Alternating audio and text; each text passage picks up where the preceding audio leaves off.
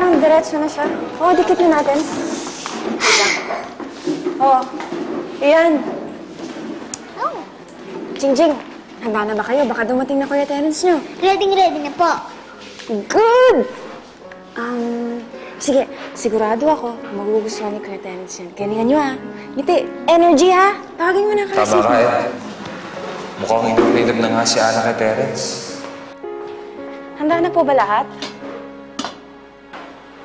Parang yung kaldereta pa wala pa. Yun ang paborito niya eh. Ana, relax ka lang. Lalabas ng kaldereta. Hirap naman kasi magplano para sa lalaking yun. Surprise pa to. Nahirapan ka pa ng lagay na to. Ready na ang lahat. The best ka talaga ni girlfriend. Manang, lahat ba ng girlfriend niya naging ganito kaalaga? Oo naman. Alam mo yan si Terence. Hindi basta-basta naliligaw yan.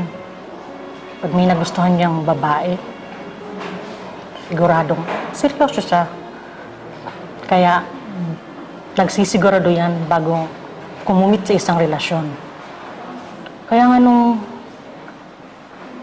mga nakaraang karelasyon niya, ang tatagal. Yung una, mga 2 taon. Tapos yung pangalawa, halos ganun din. Pero, pareho siyang iniwan. Andiyan na yung susurpresahin mo. Kasi, mas pinili pang yung kanilang ambisyon ng mga ibang bansa. Magaganda po ba sila? Oo. Pero, mas maganda ka, syempre. Talaga po? Oo naman. Alam niyo sa inyong tatlo, ikaw ang pinakamalapit dito sa foundation. Kaya nga kahit bago ka, ikilala mo na silang lahat. Kaya sana nga kayo magkatuloy ni Terence. Oo nga eh.